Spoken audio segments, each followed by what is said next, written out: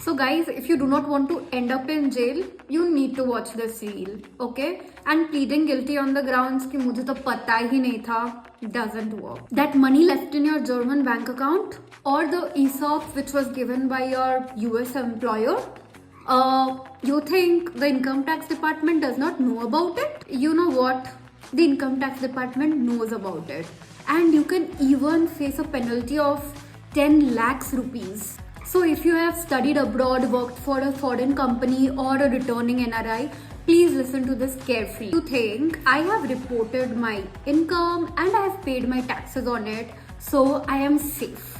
You are wrong. Under the Black Money Act, reporting your income and reporting your assets are two separate legal requirements, and you have to comply with both of them. And the Mumbai Tax Tribunal just upheld massive penalties for exactly this mistake.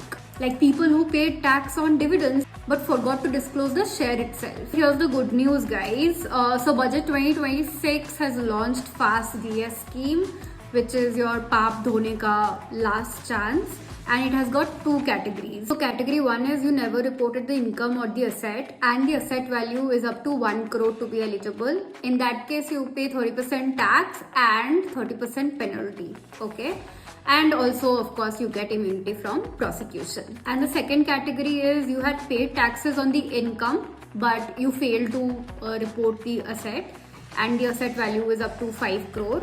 In that case, pay just 1 lakh fees and fir cut low. So there is no prosecution and no penalty. So if your total foreign movable assets, bank accounts, shares, mutual funds are under 20 lakhs, in that case the 10 lakh penalty on a yearly basis under the Black Money Act gets waived off. But a very critical point to keep in mind, this does not apply for any foreign property which you own. So if you have a property in Dubai or London, this 20 lakh threshold does not apply to that property, okay? It's only for these movable assets. So what exactly needs disclosure is your foreign bank accounts, even if it is dormant ones.